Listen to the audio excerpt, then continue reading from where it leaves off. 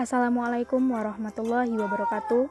Kami, kelompok 1, akan menyampaikan materi tentang indera penglihatan atau mata. Pertama, organ luar mata. Ada beberapa. Yang pertama, A. Rongga mata. Secara skematis digambarkan sebagai piramida yang berkonvergensi ke arah belakang. Di dalam orbita, selain bola mata, juga terdapat otot-otot ekstraokuler, saraf, pembuluh darah, jaringan ikat, dan jaringan lemak, yang kesemua ini berguna untuk menyokong fungsi mata. Puncaknya adalah foramen opticum, dan dasarnya menghadap ke depan luar dan terbuka disebut adductus orbitae. Sedangkan dinding-dindingnya meliputi dinding medial, dinding lateral, dinding atas atau atap orbita, dan dinding bawah atau dasar orbita. Kemudian ada bulu mata atau ciliae. Lebih tepatnya rambut mata. Adalah bagian dari kelopak mata yang berupa helaian rambut-rambut. Rambut-rambut ini berfungsi untuk melindungi supaya debu, keringat, atau air yang menetes dari dahi tidak masuk ke mata. Kemudian ada alis mata. Alis mata berfungsi sebagai pelindung mata yang peka dari tetesan keringat yang jatuh. Alis mata juga berfungsi sebagai penahan berbagai macam kotoran yang bisa memasuki mata, seperti pasir, debu, dan ketombe. Selanjutnya, ada kelopak mata atau palpebra. Kelopak mata adalah lipatan kulit yang lunak menutupi dan melindungi mata. Terdiri dari kelopak mata atas dan bawah. Berfungsi melindungi mata apabila ada gangguan pada mata. Kelopak mata atas terdiri dari musculus levator palpebra superior. Kemudian ada kelenjar air mata apparatus lacrimalis. Kelenjar lacrimalis terletak pada sebelah atas dan lateral dari bola mata. Selanjutnya, ada selaput bening mata atau konjungtiva. Konjungtiva adalah suatu membran tipis yang melapisi kelopak mata, kecuali darah pupil, berfungsi mencegah mata dari kekeringan. Konjungtiva terbagi dari dua bagian. Yang pertama, konjungtiva palpebra, melipat ke dalam dan menyatu dengan konjungtiva. Kemudian, konjungtiva bulbar, membentuk kantung yang disebut saccus konjungtiva. Kemudian ada otot-otot mata atau musculus oculi. Otot-otot mata terdiri dari dua tipe. Yang pertama, otot-otot ekstrinsik yang bersifat volunter atau di bawah sadar, di luar bola mata yang mengontrol pergerakan di luar mata. Yang kedua, ada otot-otot intrinsik bersifat involunter atau tidak disadari, berada dalam badan ciliari yang mengontrol ketebalan dan ketipisan lensa, iris, dan ukuran pupil. Organ dalam mata. Ada kornea. Kornea adalah bagian depan mata yang tembus pandang yang menutupi iris dan pupil. Bila kornea disentuh, maka kelopak mata akan tertutup secara refleks. 2. Ada iris dan pupil. Posisi iris mata terlindung di belakang kornea dan di depan lensa. Iris mata adalah lingkaran berwarna yang terletak di sekeliling biji mata. Iris adalah warna-warna membran membentuk lingkaran atau bundar, mengandung dilator involunter dan otot-otot Springer yang mengatur ukuran pupil. Pupil. Pupil adalah ruangan di tengah-tengah iris. Ukuran pupil bervariasi dalam merespon intensitas cahaya dan memfokuskan objek atau akomodasi untuk memperjelas penglihatan. Pupil mengecil jika cahaya terang. 3. Sklera. Sklera merupakan dinding bola mata yang padat dan paling keras, terdiri atas jaringan fibrosa, tidak jernih, dan tampak berwarna putih. Tebal sklera rata-rata 1 mm, tetapi pada insersi, otot rektor menebal menjadi 3 mm. Sklera mempunyai dua buah lubang utama, yaitu foramen scleralis anterior, yaitu tempat melekatnya kornea. Yang kedua, foramen scleralis posterior atau canalis scleralis merupakan pintu keluar nervus opticus. 4.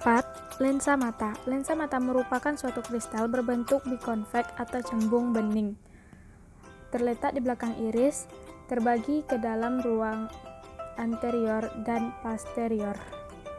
Lensa tersusun dari sel-sel epikel yang dibungkus oleh membran elastis. Ketebalannya dapat diubah-ubah menjadi lensa cembung bila refraksi lebih besar.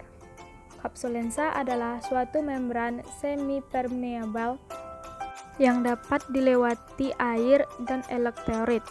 Di sebelah depan terdapat selapis epitel subkapsular. Nucleus lensa lebih keras daripada korteksnya. Sesuai dengan bertambahnya usia, serat-serat lamelar subepitel terus diproduksi, sehingga lensa lama-kelamaan menjadi kurang elastis. 5. Bilik mata depan atau anterior chamber. Bilik mata depan adalah kantung mirip jeli yang berada di belakang kornea di depan lensa. Kantung yang juga dikenal dengan istilah anterior chamber ini berisi cairan aqueous humor yang membantu membawa nutrisi ke jaringan mata. 6. Retina.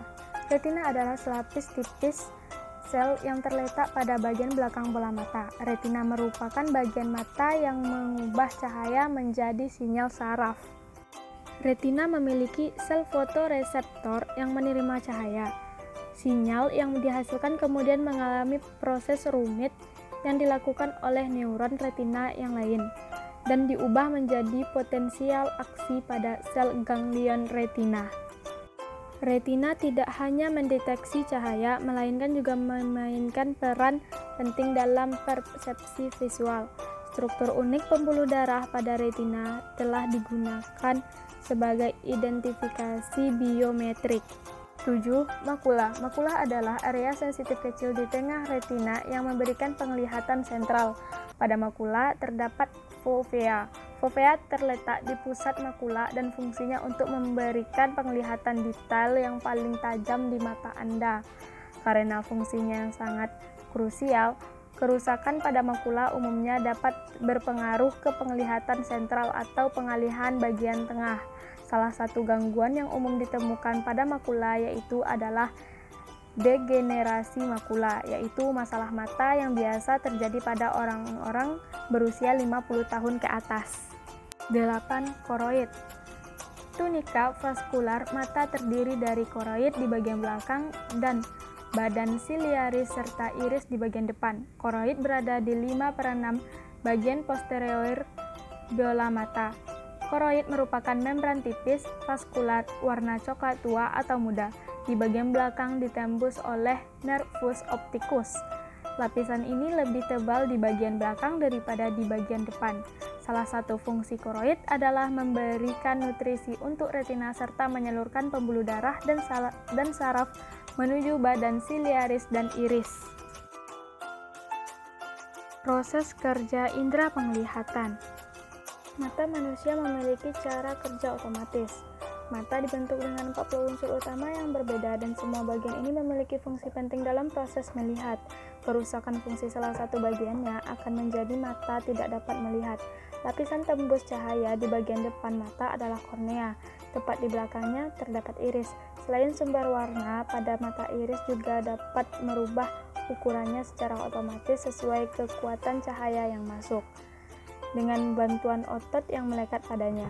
Misalnya, ketika berada di tempat gelap, iris akan membesar untuk memasukkan cahaya sebanyak mungkin. Ketika kekuatan cahaya bertambah, iris akan mengecil untuk mengurangi cahaya yang masuk kepada mata. Ketika cahaya mengenai mata, sinyal saraf terbentuk dan dikirimkan ke otak untuk memberikan pesan tentang keberadaan cahaya dan kekuatan cahaya. Lalu, otak mengirim balik sinyal untuk memerintahkan sejauh mana otot di sekitar iris untuk mengerut. Bagian mata lainnya dikerjakan bersamaan dengan struktur ini adalah lensa. Lensa bertugas memfokuskan cahaya yang memasuki mata pada lapisan retina di bagian belakang mata. Karena otot-otot di sekeliling lensa, cahaya yang datang ke mata dari berbagai sudut dan jarak berbeda dapat selalu difokuskan ke retina. Cahaya yang dipantulkan dari benda yang ditangkap oleh mata menembus ke kornea, lalu diteruskan masuk ke dalam mata pupil. Lensa dapat kemudian memfokuskan cahaya sehingga bayangan benda yang dimaksud jatuh di tepat retina. Kemudian ujung saraf penglihatan di retina menyampaikan bayangan benda tersebut ke otak. Otak kemudian memproses bayangan benda tersebut sehingga kita dapat melihat benda tersebut. Kelainan pada indera penglihatan. Yang pertama ada katarak. Katarak menjadi penyakit mata yang biasa menyebabkan kebutaan. Di Indonesia, kasus katarak terbanyak terdapat pada Provinsi Sulawesi Utara. Penduduk Indonesia bahkan dilaporkan 15 tahun lebih cepat mengembangkan penyakit katarak dibandingkan penduduk lainnya. Tingginya kasus ini diakibatkan karena kurang informasi terhadap penyakit katarak. Dilansir dari Healthline, penderita katarak akan mengalami kesulitan melihat pada saat malam hari. Selain itu, mereka juga kurang bisa membedakan warna dengan jelas. Karena penyakit katarak menyebabkan lensa mata menjadi berawan. Selain karena faktor usia, katarak juga bisa disebabkan karena faktor genetik, diabetes, hipertensi, merokok, atau terkena penyakit mata lainnya. Yang kedua ada ablasio.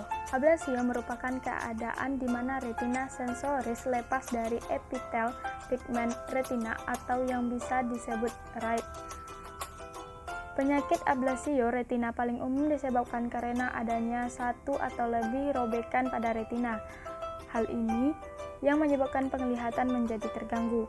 Penderita penyakit ini biasanya akan mengalami beberapa gejala.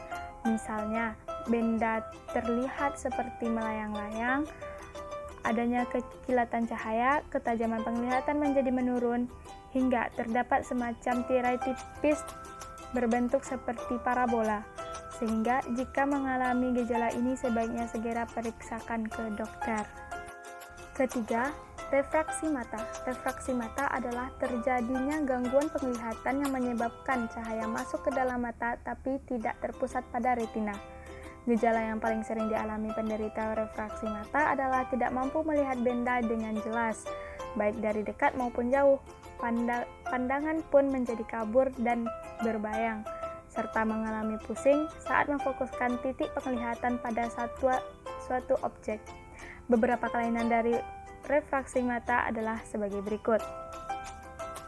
Rabun dekat atau hiperopia, rabun jauh atau miopia, astigmatisme,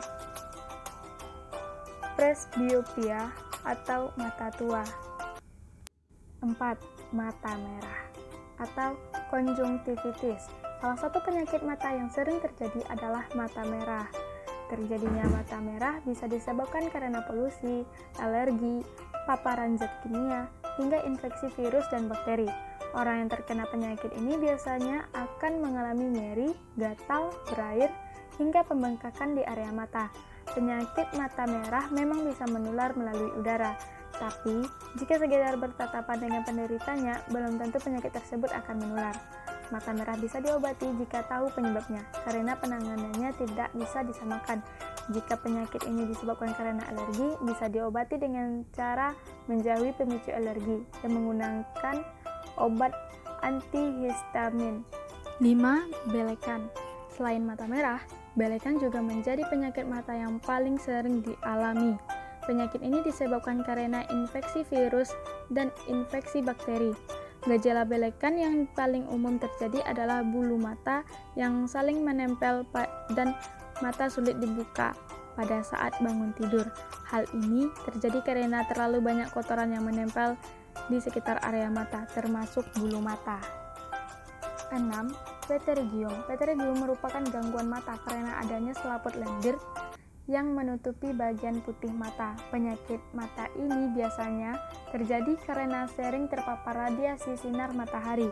Penderita yang mengalami pterygium biasanya akan mengalami gejala mata merah, pandangan kabur, serta mata terasa gatal atau panas. Penyakit ini bisa disembuhkan dengan tetes mata kortikosteroid. Hal ini digunakan untuk mencegah terjadinya komplikasi lebih lanjut. 7. Blefaritis.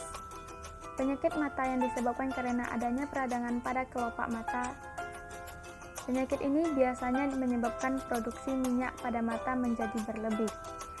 Kelebihan minyak ini biasanya terjadi di sekitar kelopak mata dan bisa bercampur dengan bakteri. Pada beberapa kasus, blefaritis bisa menyebabkan pembengkakan mata hingga terjadinya kerontokan bulu mata. Blefaritis terbagi menjadi dua, yaitu blefaritis anterior dan blefaritis posterior. Blefaritis anterior merupakan peradangan yang terjadi pada kelopak mata bagian luar dan disebabkan karena adanya bakteri Staphylococcus. Sedangkan blefaritis posterior adalah peradangan yang terjadi pada kelopak mata bagian dalam dan disebabkan karena adanya kelainan pada kelenjar minyak. Cara pemeriksaan ketajaman mata.